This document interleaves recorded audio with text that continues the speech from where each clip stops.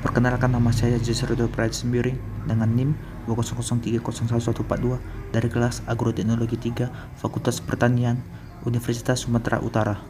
Berikut adalah langkah-langkah saya dalam melakukan praktikum transportasi zat hara.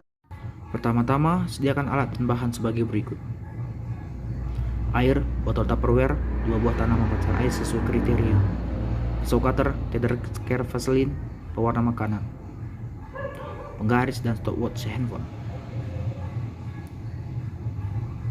Kemudian potong pangkal akar tanaman pacar air. Lalu kupas kulit luar tanaman pacar air 3 cm dari pangkal akar. Salah satu tanaman diolesi tether care pada batang yang dikuliti dan satunya pada ujung pangkal akar. Kemudian masukkan pewarna makanan ke dalam air.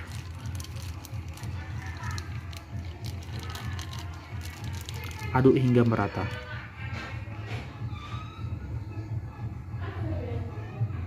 Masukkan air tersebut ke dalam botol Tupperware.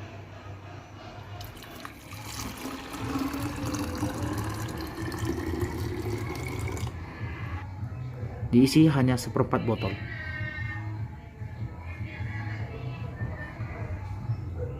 Kemudian masukkan tanaman pacar air yang telah dioles dengan tether care ke dalam botol Tupperware yang telah diisi air.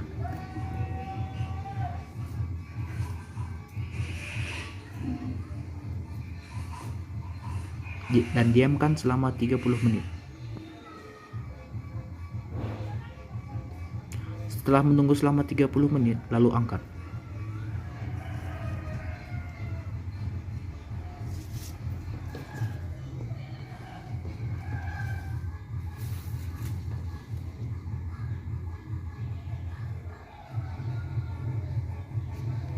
Kemudian tentukan hasil dari praktikum transportasi zat hara ini.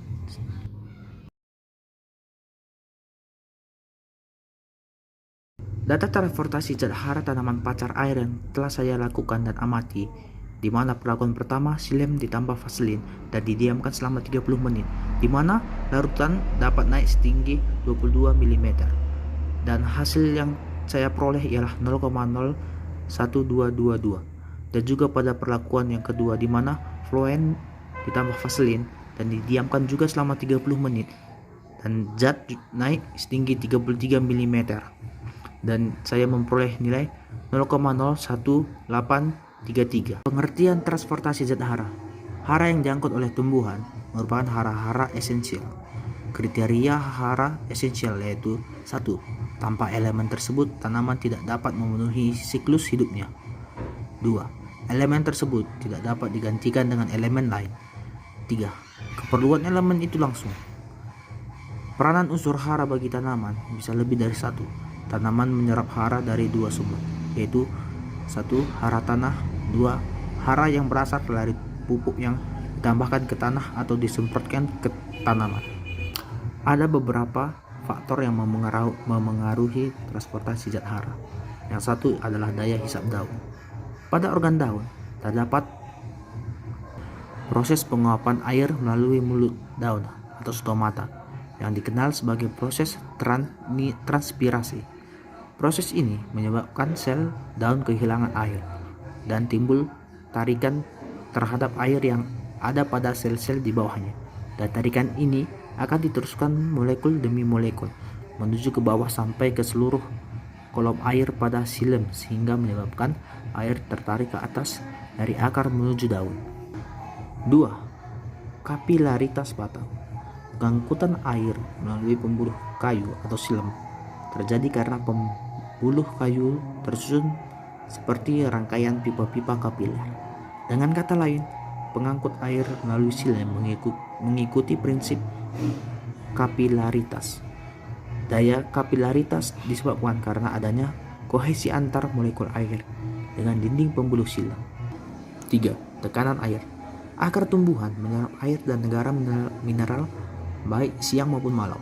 Pada malam hari, ketika transpirasi sangat rendah atau bahkan nol, sel-sel akan masih tetap menggunakan energi untuk memompa ion-ion mineral ke dalam silem. 4. Pengangkutan hasil fotosintesis. Proses pengangkutan bahan makanan dalam tumbuhan dikenal dengan translokasi. Translokasi merupakan pemindahan hasil fotosintesis dari daun atau organ tempat penyimpanannya ke bagian lain tumbuhan yang memerlukannya. Terdapat beberapa proses-proses dalam transportasi zat hara. Yang pertama yakni proses pengangkutan air dan mineral dari dalam tanah oleh tumbuhan berawal dari air dalam tanah diserap oleh rumput akar. 2. Air dan mineral tanah memasuki tumbuhan melalui epidermis akar, melintasi korteks akar dan masuk ke dalam stele.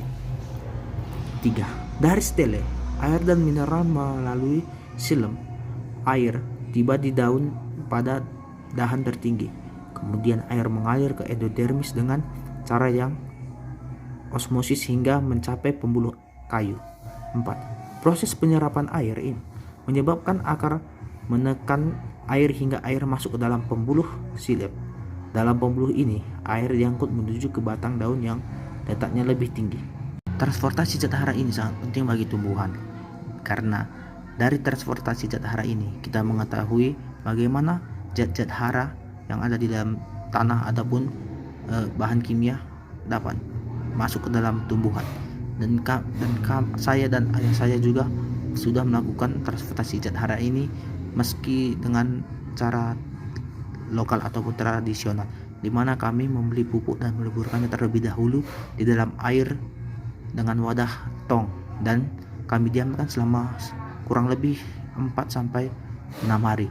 Dan setelah pupuk tersebut melebur, kami menyiramkannya ke dalam ataupun ke daerah-daerah akar tumbuhan cabai kami, dan hasilnya pun memuaskan, di mana buahnya pun sangat banyak dan sangat bagus. Sekianlah hasil praktikum transportasi zat hara yang telah saya lakukan.